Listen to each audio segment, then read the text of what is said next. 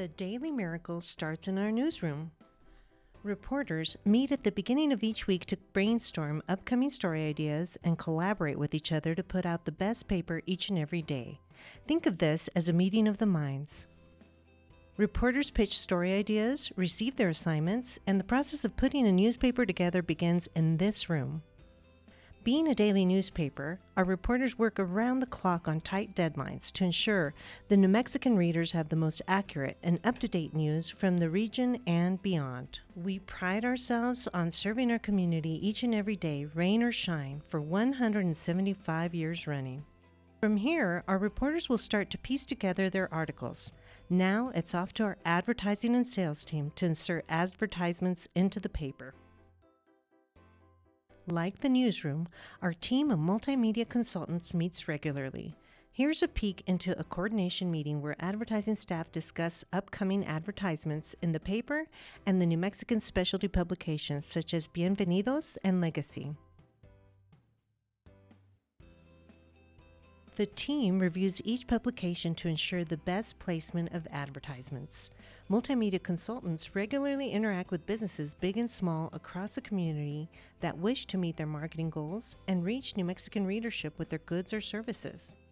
The team is deeply involved in efforts that bring the community together around major events such as the International Folk Art Market.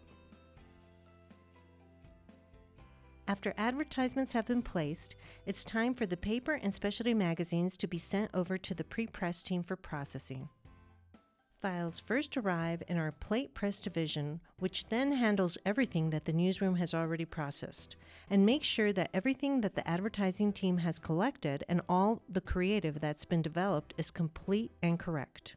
There are a lot of things that can go wrong in the process, and it takes really talented technicians to make sure that we get great results for not only our New Mexican Daily, but everyone who works with us.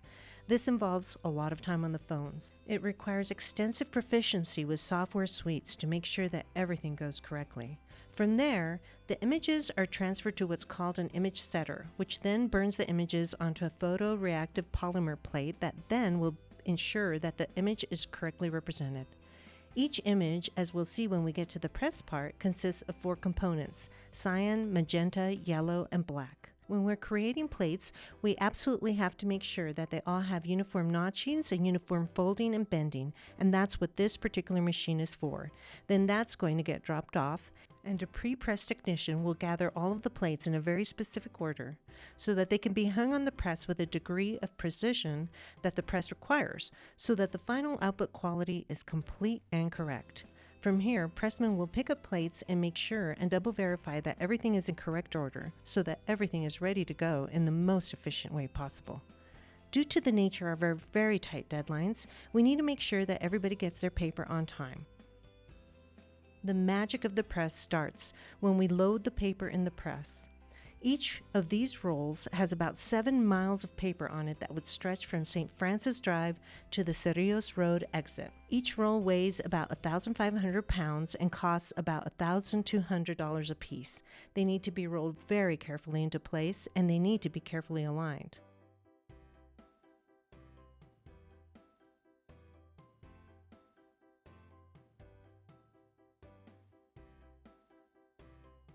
We're now lowering one into what's called a reel stand. Operators guide the paper into position with the aid of a mechanical hoist. The reel stand's pneumatic systems allow for seamless transfer from one paper roll to another, so the press can maintain continuous operation. Different web formats are going to require different widths of paper. Operators must hang plates on the press with extraordinary precision, as misaligning a plate or hanging the wrong color plate on a cylinder will result in an incorrect final product. The print product depends on color images overlaid in a specific order. If color plates are not correctly sequenced, final output can be miscolored or even color inverted. This is a very careful process. John makes it look real easy right here, but ultimately, if the plate is hung crookedly or if the notches are misaligned, then the final image is not going to be correct. You're not going to be able to read your paper. And we're going to have many, many unhappy customers. This has to happen for every single job we do. We have to switch the plates out because the plates are the utter nature of the final document. So making sure that the final image is correct requires an immense amount of precision, and the machine needs a balance of ink and water to make sure that the ink is properly emulsified and properly adheres to the plate, which will then adhere to the paper. This is the press spinning up. It is taking on all of its ink and force. As the water mixes in and emulsifies with the ink, the image begins to resolve.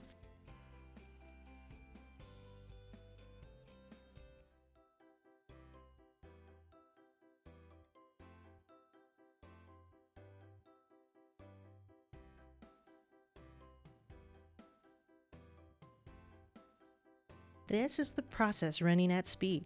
Paper passes through this machine at 32,000 copies an hour at peak speeds, and from there it gets down-stacked onto carts or pallets and then passed on to the packaging team for processing. But before it can do that, it has to pass through a series of folding mechanisms which look like this. This is called a double former, which will then create the penultimate version of your final printed product. It then passes through the spider wheels and turns into the final stream of complete copies that you see. What you're looking at right now is the emulsification of the ink and water while they get everything basically dialed in and to spec. When you see things actually starting to look like resolved images, the pressmen are taking it away and looking very carefully at a number of different quality parameters that are very exacting depending on the publication we're printing. This is John color correcting all of the images. Basically, what he sees on the screen there is going to be the baseline for Verity.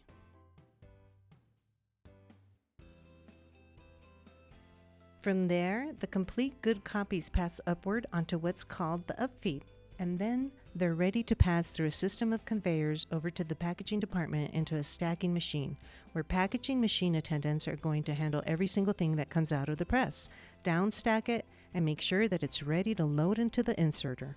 The way that they shuffle or jog the papers is extremely important to making sure that it feeds smoothly into our inserting machines. Magazines and larger inserts might need to be stapled and cut before being inserted into the paper. Here we see our Pasatiempo magazine running through the bindery, which perfectly aligns two staples to hold the magazine together.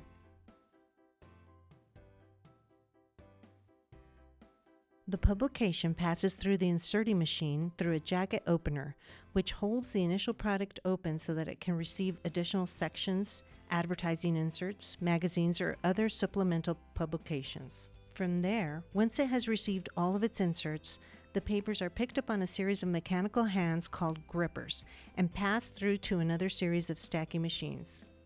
From here, machine operators and packaging supervisors conduct a series of exhaustive quality checks to make sure that everything is complete and correct before it goes out the door.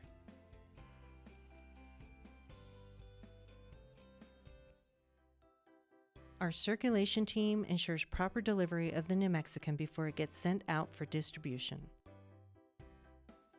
It then gets strapped and sent to our distribution network to ensure our community has their daily Santa Fe New Mexican on time.